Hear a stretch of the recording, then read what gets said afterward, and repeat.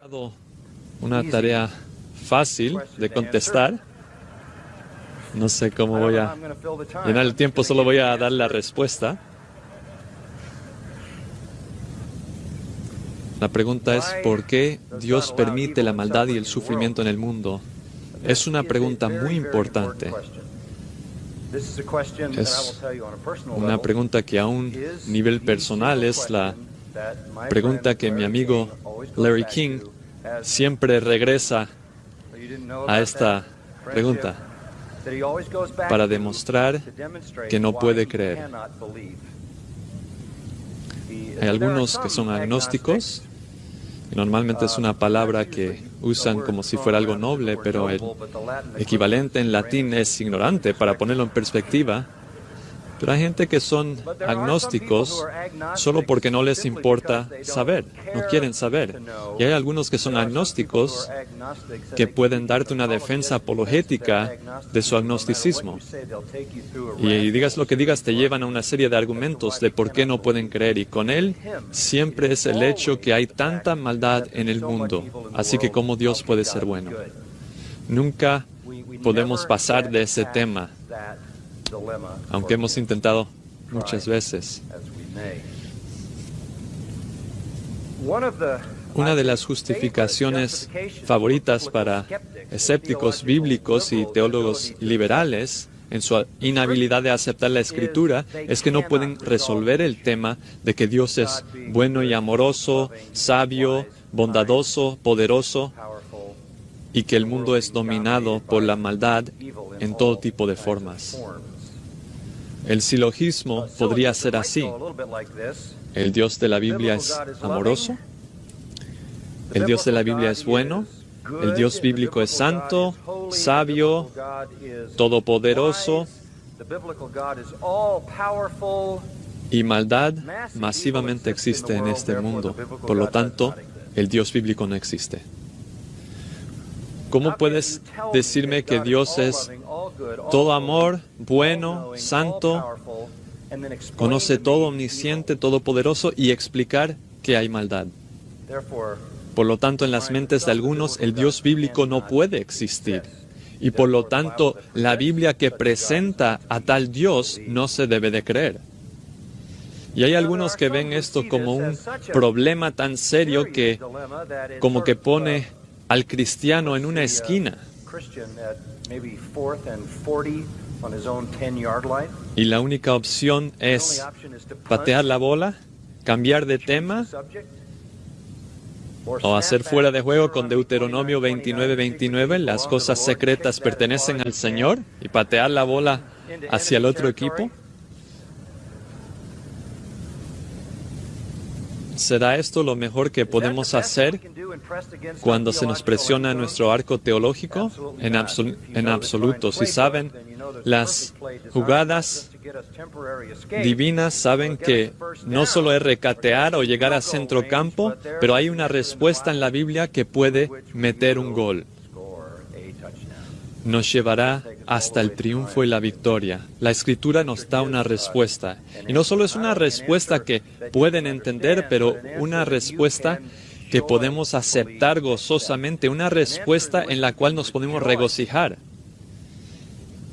Y no es una respuesta inadecuadamente corta como, bueno, Dios no es responsable, Adán y Eva lo son. Lo cual solo llega a la pregunta de por qué Dios permitió que Adán y Eva tuvieran la opción de hacer elecciones pecaminosas. Él los creó. Si Dios sabía que iban a hacer ese tipo de decisiones, entonces, ¿por qué les dio la habilidad de tomar ese tipo de decisiones? Eso no ayuda. Pero entonces puedes decir, bueno, Dios no es responsable, Satanás es. Pero la pregunta es, ¿por qué Dios creó ángeles que podrían caer y uno de ellos sería el demonio y llevaría a toda la raza humana al pecado? Si sabía que iban a tomar esas decisiones y elegir así, ¿por qué los creó? Porque Él los creó de la nada, podía crearles como Él quisiera. Así que eso no ayuda. Todas las respuestas legítimas nos llevan a Dios. No puedes dejar de hacer la pregunta cuando llegas a Satanás o al llegar al hombre, a un Adán y Eva. Vas a acabar en el cielo si realmente quieres contestar esta pregunta y te va a llevar hasta Dios. Y básicamente eso es cierto de cada aspecto de teología fundamental. Todo en última instancia llega a la naturaleza de Dios y los propósitos de Dios. Así que esto no es inusual en ese sentido, aunque para alguna gente parece que les mistifica más que otros temas. Ahora déjenme darle una secuencia de las cosas, y sí va a ser un poco teológico, pero es un tema teológico el cual tenemos aquí, así que déjame darles algunos puntos para seguir progresando hacia una respuesta a la pregunta. ¿Estarías de acuerdo con el punto 1? La maldad existe. ¿Puedes decir amén a eso? Sí, el mal existe. No estás incierto de eso, ¿verdad? ¿Lo entiendes? Al menos que eres de los de la ciencia cristiana y seguir las enseñanzas de Mary Baker Edison, Patterson, Glover, Fry, quien creyó que no había tal cosa como la maldad, incluyendo el adulterio y el divorcio y la muerte. Si de alguna forma estás ahí en la ciencia cristiana, que realmente es una contradicción porque no es ni científico ni cristiano, es absurdo, no sé por qué lo llaman así.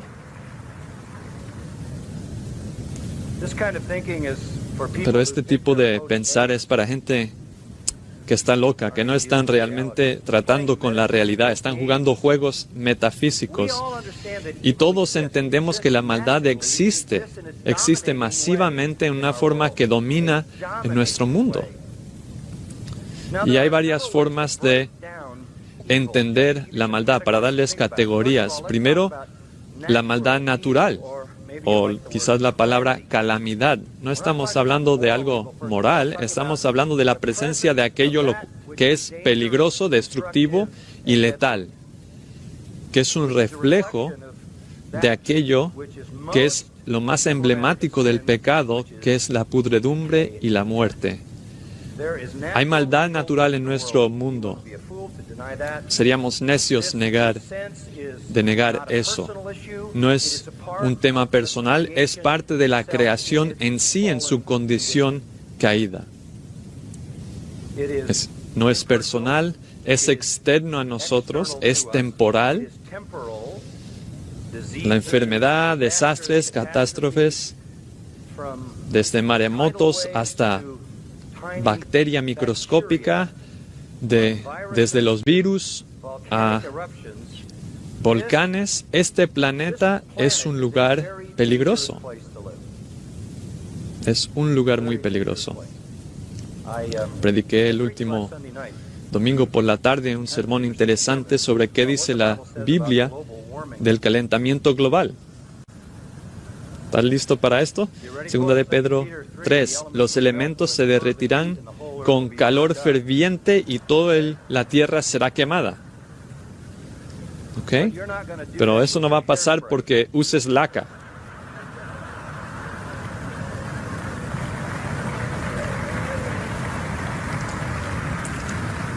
Así que usa laca, camina en el pasto, mata un venado y extrae petróleo.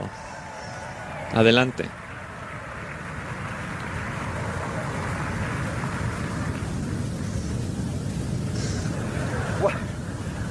Esas fueron algunas de las conclusiones que saqué el domingo por la noche. Leí un libro este verano que se titula La Gran Influenza. Normalmente está fuera de mi área de leer. Es por John Barry y es una obra magisterial. Es un libro muy bien documentado, de los mejores documentados que he leído. Y una vez empecé a leerlo, no podía dejarlo. No es diagramas y información científica, es la historia de la gran influenza que llegó a los Estados Unidos en el año 1918 Y en 24 meses se estima que 100 millones de personas murieron en el planeta. Se enfrentaron con un virus virulento que se transformaba con tal rapidez que el proceso normal de infección viral no funcionaba. Era tan virulento que algunas personas murieron del trauma al cuerpo que traía el virus. Alguna gente murió de causas secundarias como neumonía, pero la mayoría de la gente que murió estaban entre 20 y 40 años de edad, que tenían los sistemas inmunológicos más fuertes porque su propio sistema les mataba tratando de conquistar el virus, de curar el virus. Y todo esto ocurrió por un virus microscópico en algunos cerdos en Kansas. Los virus llegan de las aves, contaminaron los cerdos y algunas personas que trabajaban con los cerdos fueron reclutados para la Primera Guerra Mundial. Fueron a una base con 25,000 personas, infectaron soldados que fueron por todo el mundo. El virus no es como una bacteria, no es una entidad completa, solo es media vida. Para reproducirse tiene que conectarse a una célula viviente y toma el código genético de ese sistema y lo reproduce consigo mismo dentro. ¿Qué tipo de maldad misteriosa es esa? ¿Podría pasar otra vez? Vivimos en un lugar muy peligroso. Estoy tan agradecido de estar en este lado de la historia. ¿Sabes que no había una enfermedad en la historia de la humanidad que se curó de forma científica antes de 1885? Porque no sabían qué causaba las enfermedades. La gente enferma había. Así que damos gracias por el avance, ¿verdad? Debemos dar gracias de estar de este lado, de que el hombre está sojuzgando la tierra. Este es un planeta peligroso en el cual vivir. Yo quiero toda la energía que pueda tener y lo quiero para todo el mundo, porque la gente que es pobre y deprivada de energía son los que mueren en desastres naturales. Así que estamos en un lugar muy difícil de sobrevivir. Y ustedes saben eso. Es la maldad natural en el mundo. Por eso Romanos 8 dice que toda la creación hace que gime. Y en segundo lugar hay maldad moral. La maldad moral es personal, interno, espiritual. Es pecado, transgresión, iniquidad. Y esto domina la raza humana. No estoy hablando de maldad moral como esas que escuchamos en los debates presidenciales en televisión. Estoy hablando de Danfu. Sabemos que eso es maldad más en proporciones masivas, pero este tipo de maldad moral es tan generalizado que está en cada corazón humano y es una fuerza que domina y controla. La Biblia dice, no hay ninguno bueno, ni uno. Todos los pensamientos del corazón son continuamente de maldad. El hombre es propulsado por deseos que producen pecado y muerte. Así que el mundo en sí está bajo una maldición, lo cual hace que la maldad natural esté presente en todas partes y está inhabitada por personas que son moralmente malos en el fondo. Y todos estos pecadores inmorales están tratando de sobrevivir en un mundo caído, están chocando el uno con el otro en matrimonios que no funcionan, familias y amistades y rivalidades que resultan en guerras.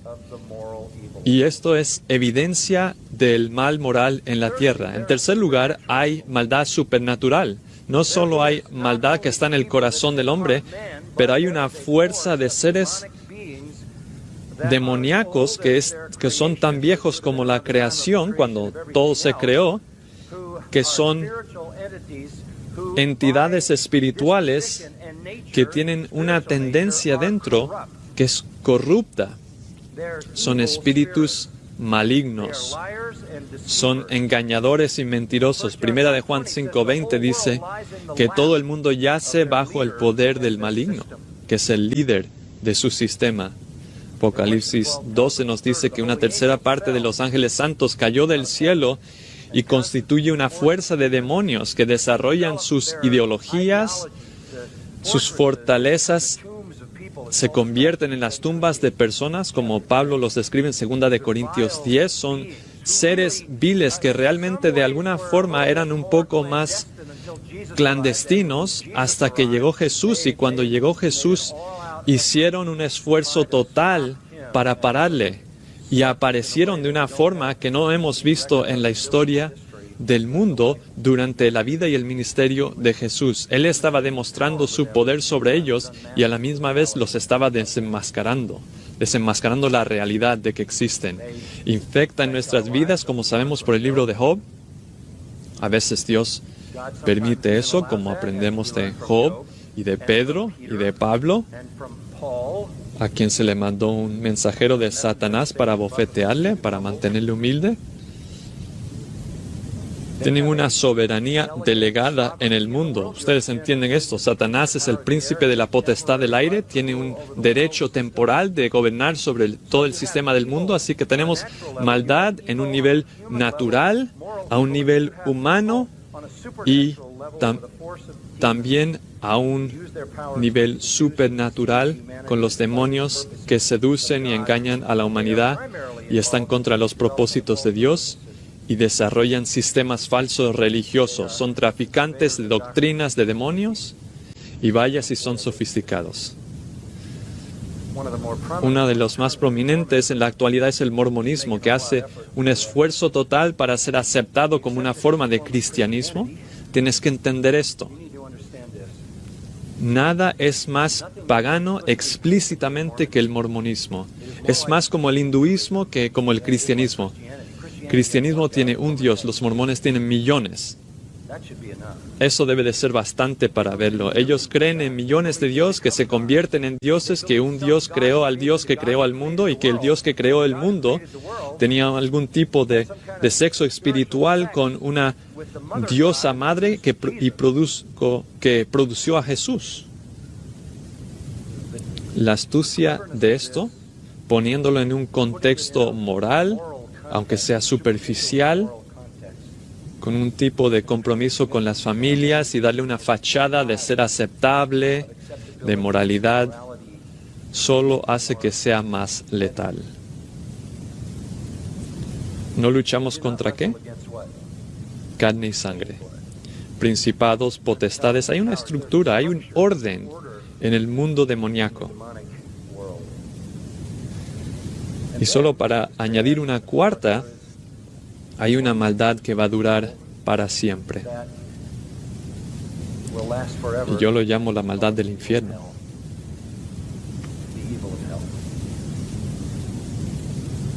Es maldad para siempre, sin paliativos, para toda la gente que estará ahí.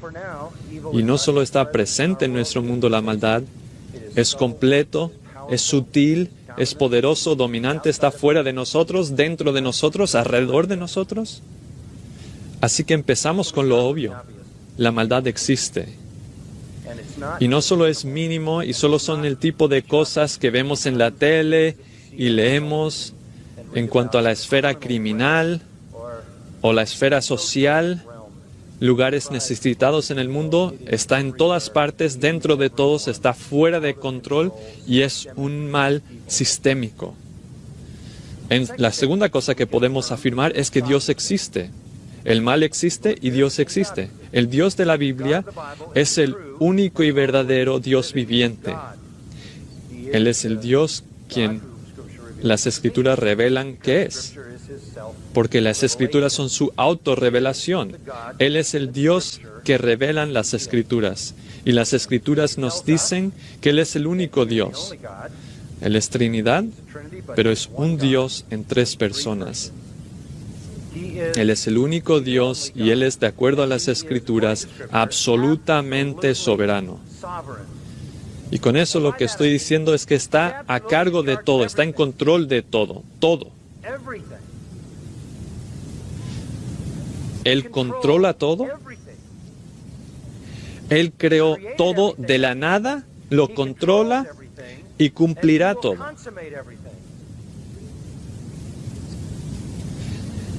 Él gobierna la historia en cada detalle diminuto. No hay ni una molécula en el universo que está desalineado con sus propósitos. Sí, esta tierra será destruida, pero no porque las capas de hielo se derritan provocando un diluvio. Cada vez que ves un arco iris sabes que eso no va a pasar. Génesis 8:22 dice: mientras la tierra permanezca, habrá siembra y siega, día y noche, mañana y tarde. Y la forma que todo va a llegar a un fin es cuando Él determina descrearlo en una implosión atómica. Él está en control de todo. Del Señor es la tierra y su plenitud. Primera de Crónicas 29. Tuya es, oh Señor, la grandeza y el poder y la gloria y la victoria y la majestad. En verdad, todo lo que hay en los cielos y en la tierra, tuyo es el dominio, oh Señor, y tú te exaltas como soberano sobre todo. De ti proceden la riqueza y el honor. Tú reinas sobre todo y en tu mano está el poder y la fortaleza y en tu mano está engrandecer y fortalecer a todos. Y me encanta lo que dice en Salmo 15:3. Nuestro Dios está en los cielos y hace lo que a Él le place. Daniel 4:35, Él actúa conforme a su voluntad en el ejército de los cielos y entre los habitantes de la tierra, y nadie puede detener su mano ni decirle, ¿qué haces?, cuestionando cualquier acto de Él. La Escritura repite, como sabemos y apreciamos, nos dice que Dios es absolutamente soberano. Y dices, bueno, es un concepto difícil. Bueno, no tan difícil como creer que no lo es. Si te cuesta aceptar la soberanía de Dios, piensa un rato en la idea que no está a cargo, que no está en control. ¿Cómo te gusta eso?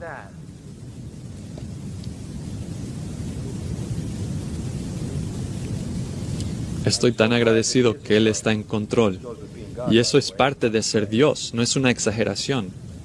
Deuteronomio 32, ved ahora que yo soy el Señor, y fuera de mí no hay Dios. Yo hago morir y hago vivir.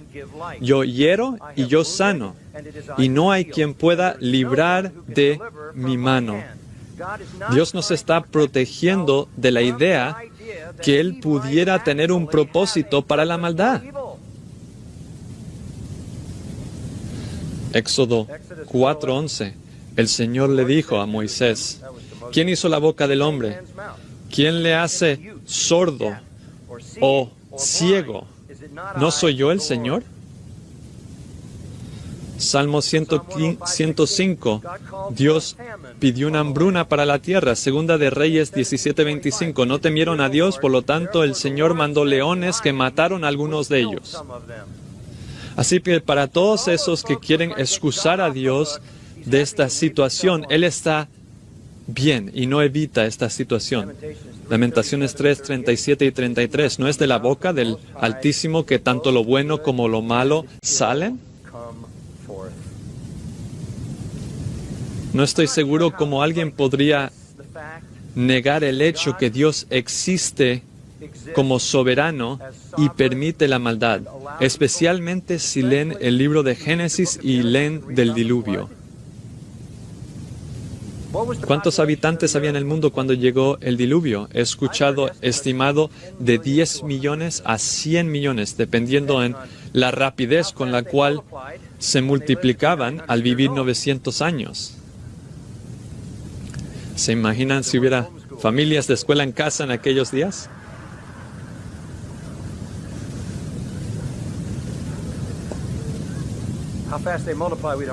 Lo rápido que se multiplicaban no sabemos, pero sabemos que Dios ahogó a millones de personas. Personalmente, tomó responsabilidad por ello. Así que mientras los teólogos liberales y otros supuestos evangélicos sienten que desesperadamente tienen que rescatar a Dios de esta perspectiva, Dios está satisfecho en clarificar que eres sin duda soberano sobre todo que existe sin una renuencia. Él no pide que se le rescate de la mala publicidad que le llega porque se le está culpando por todas las cosas malas que pasaron en el mundo. No se equivoquen, es santo, no puede hacer lo malo, no puede contemplar la maldad con agrado.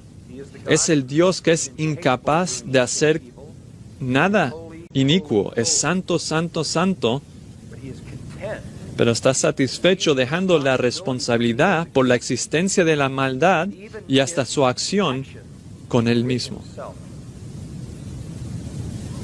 Otra forma de decirlo sería prestar las palabras de Primera de Timoteo. Él es el único soberano.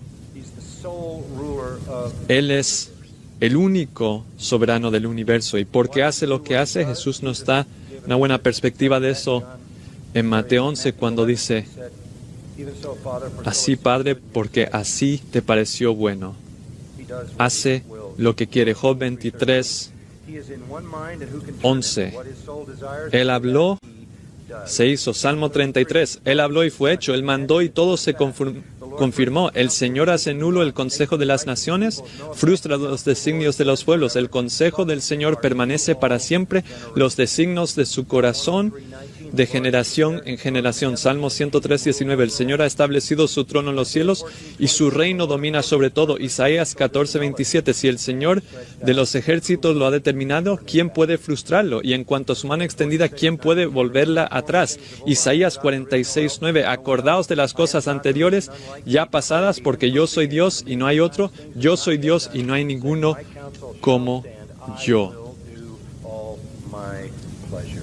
Primera de Samuel 2, 6 a 8. El Señor da muerte y da vida, hace bajar al Seol y hace subir, empobrece y enriquece, humilla y también exalta, levanta del polvo al pobre, del muladar levanta al necesitado para hacerlo sentar con los príncipes.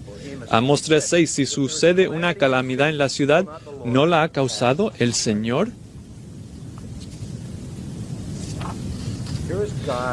Aquí el Señor toma responsabilidad completa por la existencia de mal, porque Él es Dios y controla todo. La maldad no es una interrupción en el propósito de Dios. Así que aquí llega el tercer punto.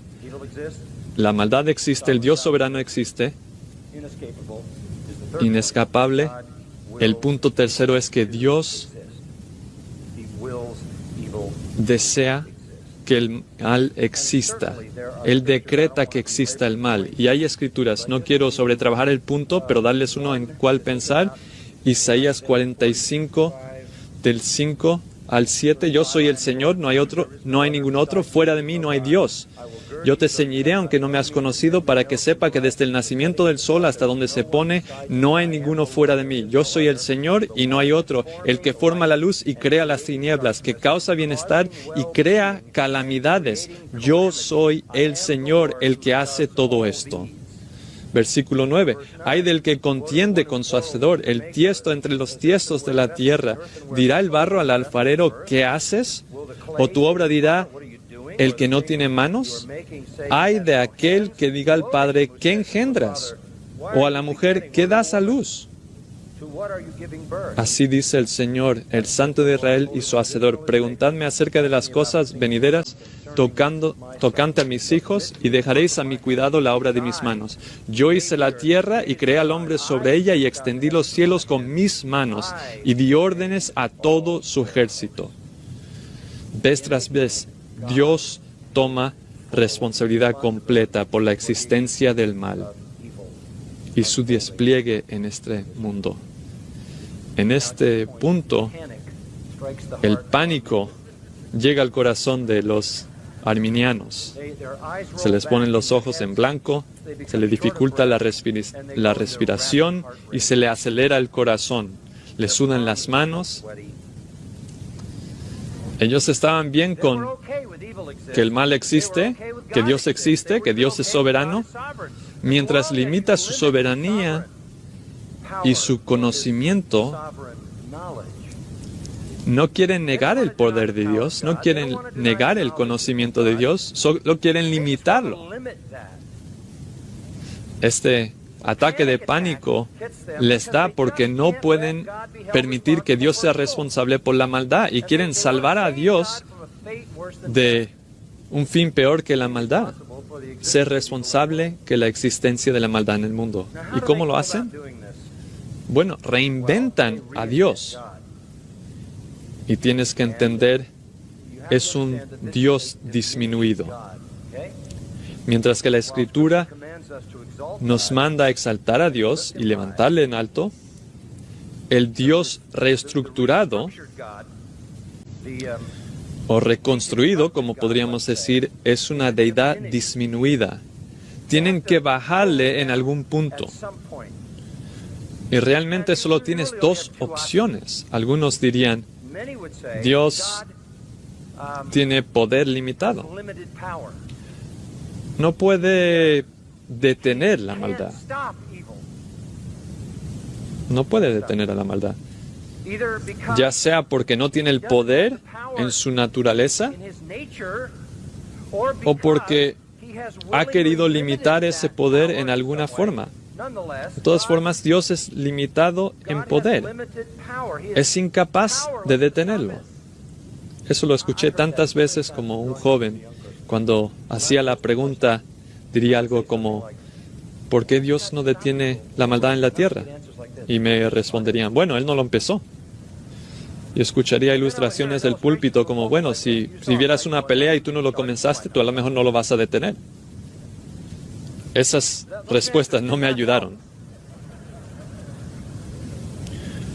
O no tiene el poder para detenerlo, y por lo tanto Dios está en una postura muy difícil como todos los demás, no le gusta lo que está pasando, pero no puede hacer nada sobre ello, igual que nosotros. O tiene el poder,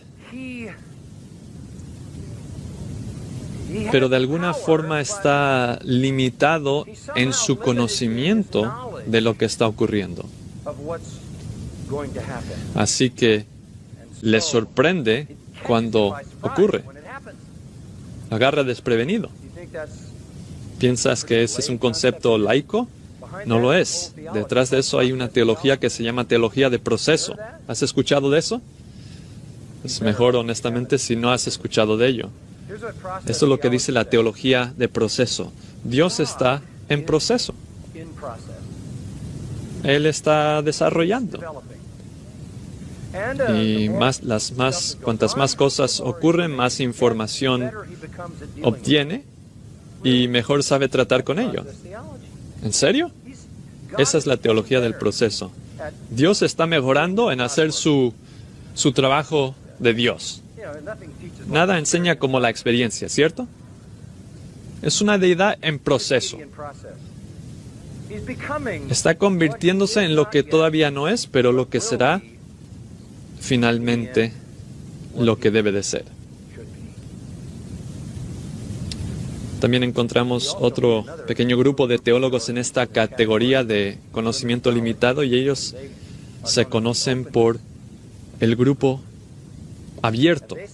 Y dicen esto sencillamente, es otra forma de decir lo mismo. Dios no conoce el futuro. Dios no puede saber el futuro porque el futuro no se puede conocer porque no ha ocurrido. Así que Dios no sabe el futuro. Tienes que entender todas las imaginaciones que tienes que hacer para escribir un libro que tiene argumentos convincentes usando la Biblia para eso. Pero lo hacen. Este Dios de nuevo diseño tiene una gran limitación. No sabe lo que va a pasar. Así que todo lo que hace es una reacción. Y solo quiero decir, bueno, entonces, ¿cómo explicas el Salmo 22? Que empieza, mi Dios, ¿por qué me has desamparado? Porque Jesús dijo eso en la cruz. Y el Salmo 22 da detalles de la cruz, explícitos detalles de la cruz. Y solo es un pasaje que se podría mencionar. Pero la idea es que Dios está reaccionando y se siente tan mal de cómo han salido las cosas Entonces, ¿qué me está diciendo? ¿Que la crucifixión de Cristo era una sorpresa? Estaba ahí el jueves pensando, bueno, no sé cómo va a pasar esto, ¿no es viernes todavía? ¿En serio? Y cuando Cristo llegó a la cruz, Dios rápidamente tuvo esta gran idea. Mientras va a morir de todas formas, ¿por qué no le hacemos un sustituto para los pecadores? ¡Qué gran concepto! Desafortunadamente, ese concepto completamente fue revelado en Isaías 53 en detalle explícito. Pero todo este derrocamiento de la naturaleza de Dios y la verdad de la Escritura para excusar a Dios, mientras que Dios no quiere que le excusen de esto. No quiere ser eximido. Él es Dios. Nunca podremos desligar a Dios de la responsabilidad de la existencia del mal. Él lo permitió y lo diseñó como parte de este universo, sin ser responsable por ello. Realmente no creo que estaba en el jardín con los dedos cruzados esperando que Adán y Eva hicieran lo correcto.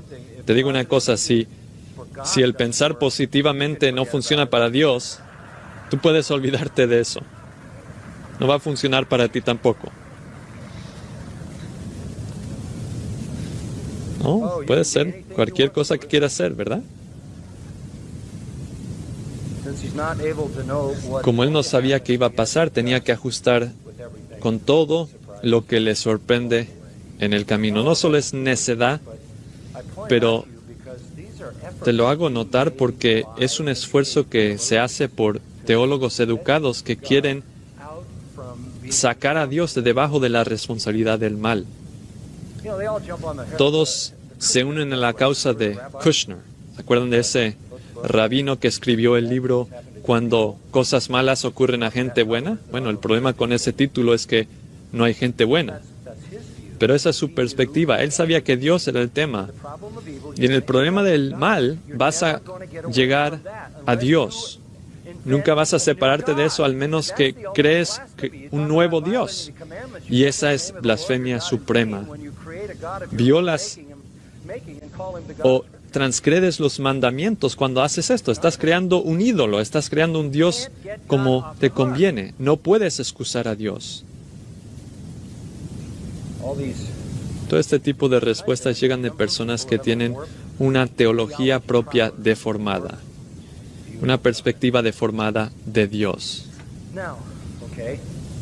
Ahora bien, vamos a avanzar un poco en nuestra discusión. Ahora que entendemos que Dios existe, el mal existe, Dios permite que el mal exista, podríamos hacer la pregunta, bueno, ¿por qué? ¿Cómo debemos de entender la existencia del mal? ¿Qué tipo de teodicea vamos a usar? Teodicea viene de teos, de Dios, de dike, que significa justo. ¿Cómo defendemos la justicia de Dios? ¿Qué tipo de sistema podemos usar? Puede ser filosófico al principio, ¿no? Hay sistemas metafísicos. Y un sistema metafísico dice que el mal es una realidad inevitable, es una consecuencia del bien. El yin tiene que tener el yang. De hecho, tuve una experiencia fascinante. Estaba en el programa de Larry King una noche, estaba hablando de la exclusividad de Cristo como el único Salvador, de lo que vamos a hablar mañana, y estaba hablando de la autoridad singular de la Escritura. Y la gente dice, ¿cómo preparas para ir al programa cuando no sabes qué van a ser las preguntas? Y es fácil, yo sé lo que voy a decir y no me importa cuáles son las preguntas. Así que hay dos cosas a las cuales quiero llegar: la autoridad singular de la Escritura y la realidad de que Cristo es el único Salvador. Y solo busco lugares para decir eso. Así que yo estaba tocando esos dos temas en esa noche. Volví a mi oficina el siguiente día y recibí una llamada. Recibí una llamada de Guy Ritchie, el esposo de Madonna. Y ustedes saben, no creo que soy uno de sus favoritos, estoy bastante seguro, así que no sé qué hizo que él me llamara, pero me dijo, ¿vendrías a mi casa para hablar conmigo? Ah, está bien. Así que me metí en mi carrito y fui a su casa en Beverly Hills. Y fui a su casa y me dijo, ¿sabes? Tengo que tener una conversación muy seria contigo.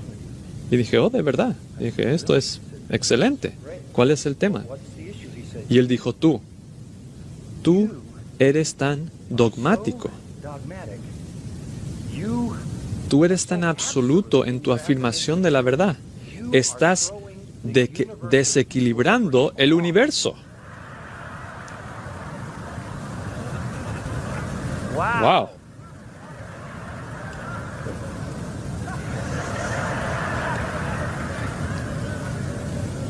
Mi respuesta fue, ¿me estás bromeando? ¿Desequilibrando el equilibrio del universo? Así que le dije, bueno, cuéntame de esto. Así que estuvimos ahí en conversación por 1 hora y me estaba contando todo de Kabbalah y metafísica y yin yang y todo eso. Y después pasé 1 hora contándole del Evangelio. Fue una gran oportunidad. Pero hay gente que tiene este concepto metafísico que hay una necesidad del mal por virtud del hecho de que tiene que haber algo opuesto al bueno. ¿Es creado por Dios? Ellos dirían que no, solo existe, está ahí y es como es, porque para cada positivo tiene que haber un negativo, etc. Ese es un hecho de privación. Y hay un poco de verdad en eso, es un elemento de finitud. Está ahí porque tiene que estar ahí por contraste. Y hay un sentido en el cual el mal es una deprivación. No es algo que Dios creó, es algo que refleja la rebelión contra lo que Dios creó y quién es. Y hay algo de verdad, pero no llega al tema, a la pregunta del por qué. Y hay otras teodiceas que caen en la categoría del libre albedrío. Y esa es la forma más popular de responder la pregunta. Es lo que detiene a la gente en el problema. Y es que simplemente no puedes tener un Dios que nos quita nuestro libre albedrío. No puedes hacerlo. Somos americanos. Esta es una democracia. Pero te prometo esto. Si hubieras vivido en tiempos medievales o una tribu con un cacique o bajo una dictadura total, no estarías luchando tanto con derechos humanos. Tendrías un entendimiento mejor de poder unilateral y soberanía de lo que tenemos. El experimento americano no nos ayuda con nuestra teología en este punto. El libre albedrío es más importante para Dios que no permitir la maldad. Es un concepto interesante. El libre albedrío, la voluntad libre, conquista el mal en cuanto a la balanza de Dios. Estoy tan comprometido con el libre albedrío que significa que voy a tener que permitir la maldad. Es como si Dios dijera eso, ¿no? Dios valoró autonomía humana y para protegerlo tuvo que permitir el mal. Así que el mal entra a escondidas porque el libre albedrío gana todo. Los humanos tienen la libertad de autodeterminarse y si Dios fuera la causa primaria y actuara sobre ellos, si Dios decidió y manipuló, entonces no habría libre albedrío.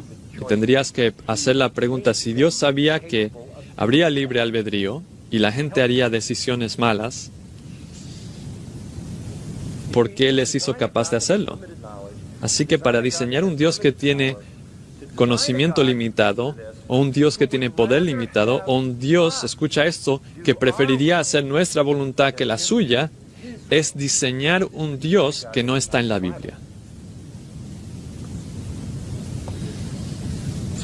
Así que Dios es omnisciente, todopoderoso, el mal existe, y Dios decretó que el mal existiera. Él no lo creó. Eso sería imposible para Él, porque es imposible para Él hacer maldad, pero Él decretó que existiera. Ahora eso nos lleva a la pregunta del por qué. Y creo que apenas tenemos tiempo de responder a eso. ¿Por qué? Creo que les gustaría saber que no soy la primera persona que va a dar esta respuesta. La Confesión de Westminster dice así: Dios de toda la eternidad ordenó por el consejo santo y sabio de su propia voluntad, libremente y sin cambio ordena lo que ocurre. Siendo así, Dios ni es el autor del pecado, ni daña la voluntad de sus criaturas, ni las contingencias de causas secundarias de libertad se quita. La pecaminosidad procede de la criatura y no de Dios, como siendo el más santo y justo, no puede ser autor ni aprobar el mal. Y dice, y todo lo que Dios decreta, providencialmente hace cumplir y es para la alabanza de su gloria. Así que la existencia del mal en el fin es de alabanza a su gloria. Y si tú respondes a esta pregunta bien, te va a llevar a alturas de adoración que nunca podrías experimentar si no lo contestas correctamente. Porque tú tienes un Dios reducido.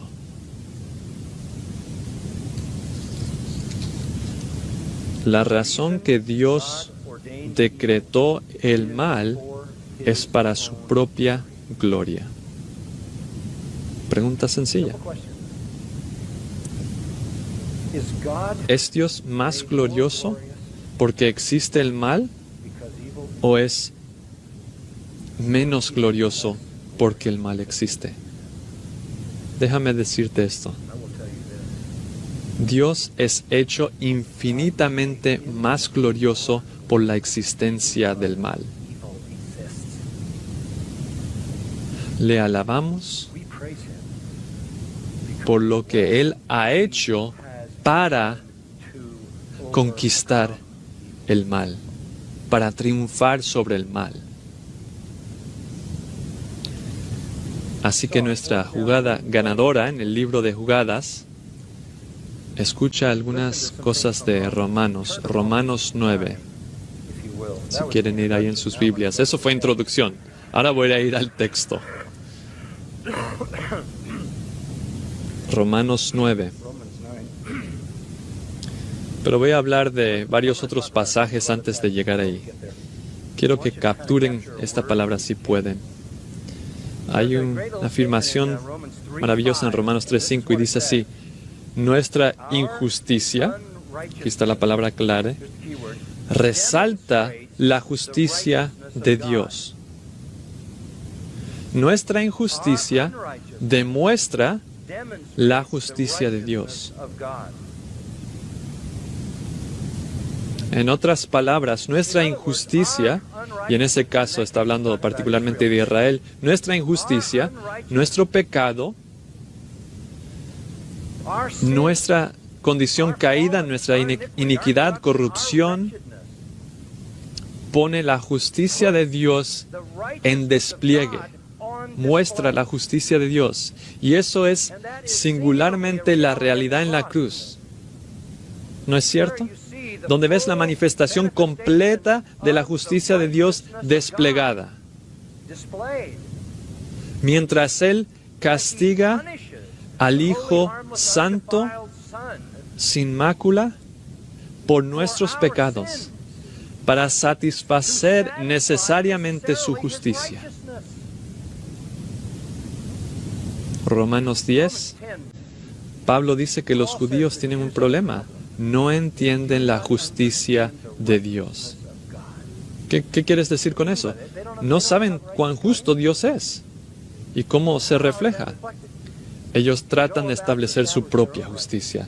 Ellos piensan que la justicia de Dios es algo a lo cual ellos pueden llegar. En otras palabras, ellos creen que Dios es menos justo de lo que es y que ellos son más justos de lo que son, así que pueden ganarse la aceptación de Dios. Pueden llegar a cumplir con su estándar. Ellos no entienden que Cristo es el fin de la ley para la justicia.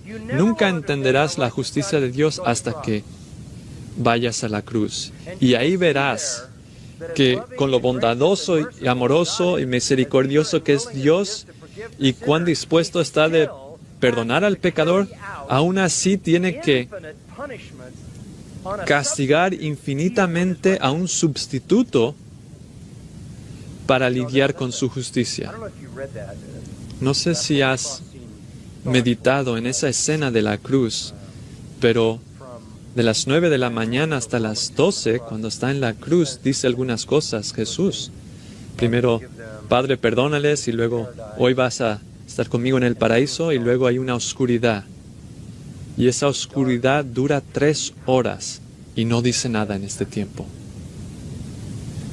Y se va a la oscuridad y habla sus palabras finales. Y no sé si has pensado en esa oscuridad, en esas tinieblas. La mayoría de la gente piensa que la ausencia de Dios es lo que se ve ahí. Yo he estado pensando últimamente, hay muchos relatos en el Antiguo Testamento que nos dicen que Dios se revela a sí mismo en la oscuridad. En el Sinaí, en el pacto con Abraham. La oscuridad es emblemática de la presencia de Dios en el juicio. Quizás esas 3 horas de tinieblas fueron el castigo infinito de una persona infinita de parte de Dios por todos nuestros pecados. Y es cuando terminó eso en eso. Es interesante pensar en eso. Pero, ¿qué se estaba mostrando en la cruz? Era la justicia de Dios en la necesidad de derramar un castigo infinito en una persona infinita que por lo tanto tenía una capacidad infinita de absorberlo todo en 3 horas, lo cual todos los pecadores de todo el mundo que acaben en el infierno no podrán absorber en eternidad. Esto pone la justicia de Dios en despliegue. Y nunca veríamos la majestad de esa justicia si no viéramos la cruz. Y nunca veríamos la cruz si no hubiera pecado. Así que para demostrar su justicia, Él permitiría el pecado. Pero miremos Romanos 9. Unos comentarios aquí, versículo 22. ¿Y qué si Dios, aunque dispuesto a demostrar su ira y hacer notorio su poder, soportó con mucha paciencia a los vasos de ira preparados para la destrucción? Lo hizo para dar a conocer las riquezas de su gloria sobre los vasos de misericordia que de antemano Él preparó para gloria. Es que en Romanos 3:5 Pablo dice que Dios demuestra su justicia como respuesta a nuestra injusticia. En Romanos 5:8 dice, Dios demostró su amor hacia nosotros, que siendo aún pecadores, Cristo murió por nosotros. Y aquí Dios demuestra 2 cosas. Demuestra su ira y su misericordia. ¿No tiene Dios derecho de mostrar su ira? ¿No tiene derecho de mostrar su enojo santo? Versículo 22 dice que sí lo tiene. ¿Y qué sí? Entonces, ¿qué? ¿No tiene Dios el derecho de demostrar su ira en vasos de justicia preparados para destrucción? Dios recibe honra de su ira, gloria, y recibe gloria de su juicio. Pero por otro lado también ha dado a conocer, versículo 23, las riquezas de su gloria en vasos de misericordia. No conoceríamos la ira de Dios y no sabríamos qué es la misericordia si no hubiera pecado. En ambos casos, Romanos 11 termina con un gran himno de adoración, una doxología, que Dios está demostrando la riqueza de su gloria, está revelando un gran abanico de sus atributos.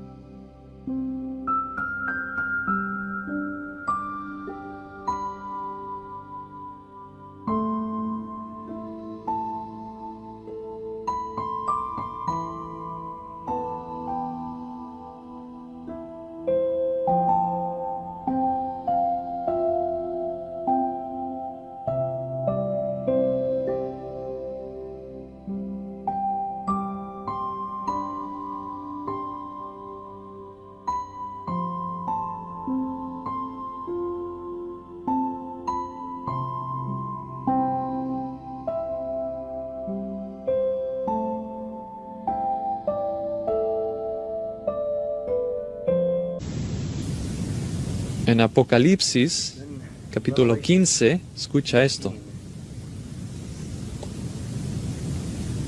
Después de que la ira de Dios es cumplida, ahí en el versículo 2,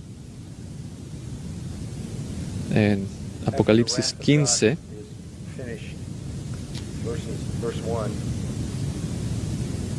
vi también como un mar de cristal mezclado con fuego, y los que habían salido victoriosos sobre la bestia, sobre su imagen y sobre el número de su nombre, en pie sobre el mar de cristal, con arpas de Dios, y cantaban el cántico de Moisés, siervo de Dios, y el cántico del Cordero, diciendo: Grandes y maravillosas son tus obras, oh Señor Dios Todopoderoso.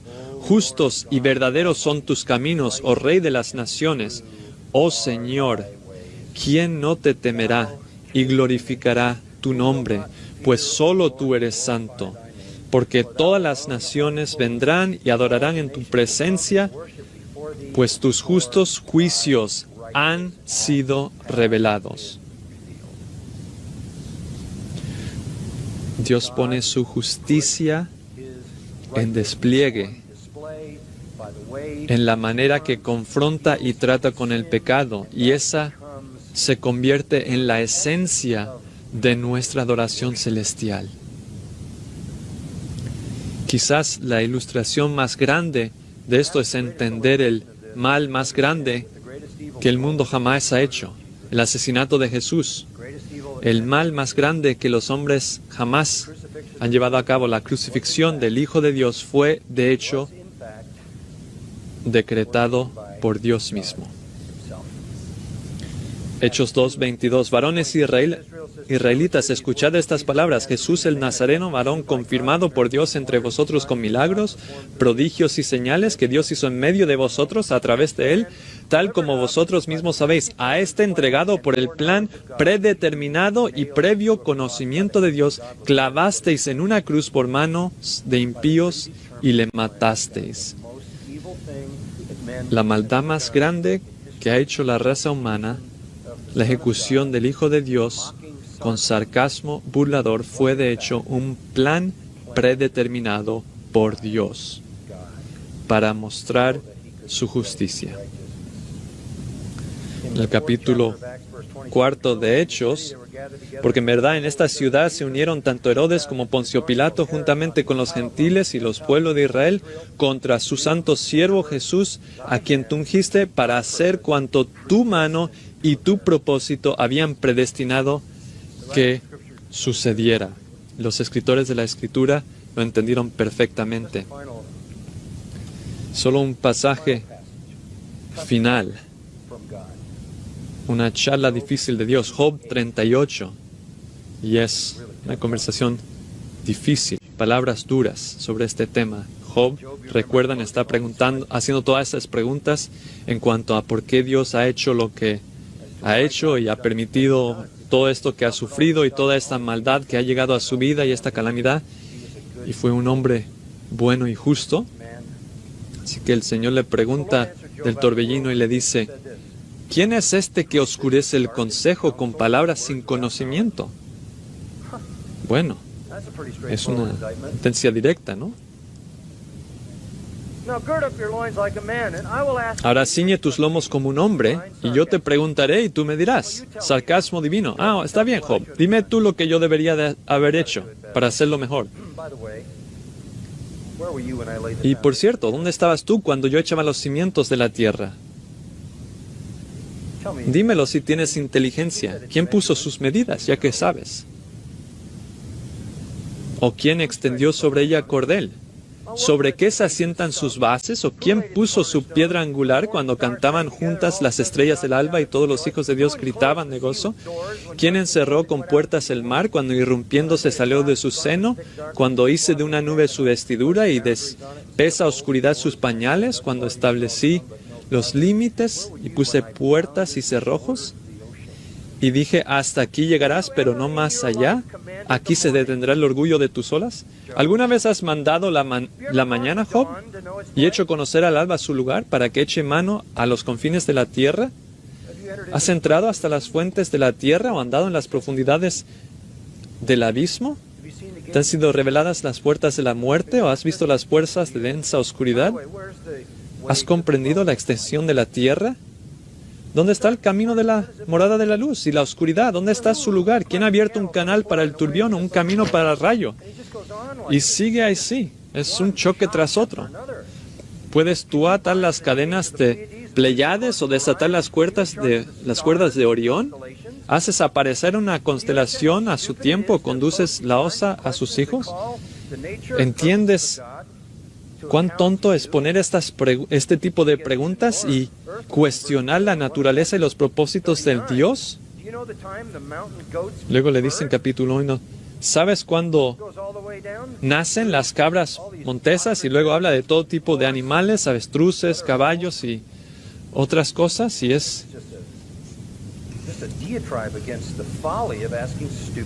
es un monólogo en contra de la necedad de hacer estas preguntas y pensar que Dios se tiene que explicar a ti. Y luego le pregunta si piensa que puede controlar un dinosaurio. Y llega al 42, Job 42. Entonces Job respondió al Señor y dijo: yo sé que tú puedes hacer todas las cosas y que ningún propósito tuyo puede ser estorbado. Se acaba la discusión. Bueno, ya entendiste.